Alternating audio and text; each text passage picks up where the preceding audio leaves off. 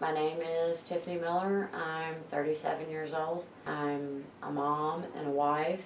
I have a central nervous system condition. The symptoms mimic MS, fibromyalgia, chronic fatigue.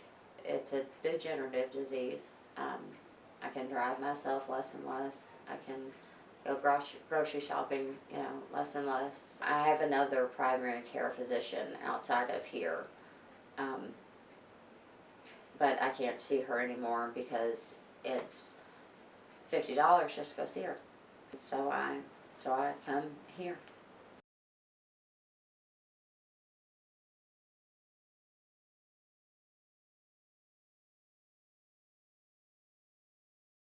My illness started about 4 years ago, and I had to quit working about 2 years ago.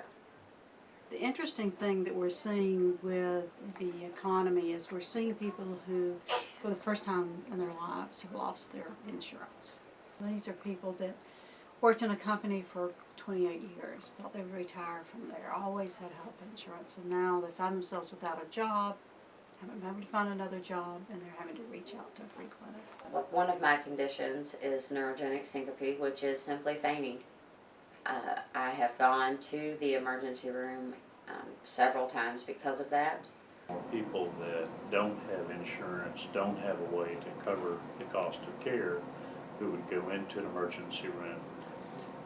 That's when places like the Good News Clinic become even more important. If you can prevent these people from getting so sick that they end up having to be hospitalized, then you can save care that way. I've had every test that can be run. I owe doctors all over this county money. I owe the local hospital money. The emergency room is the most expensive place to get care, and so it's kind of this vicious cycle where you have employers not covering their employees, people becoming uninsured, they're using medical resources in a very inefficient way, raising costs for everybody, and then employers can't afford health insurance and they drop more employees. One of the things when we started Good News was that we did not want to deny care to anyone. As our resources are getting more and more taxed, we have to take a harder look at what we can really provide and try to be sure that we're taking the neediest of the needy. There would be nowhere else to go if this wasn't here.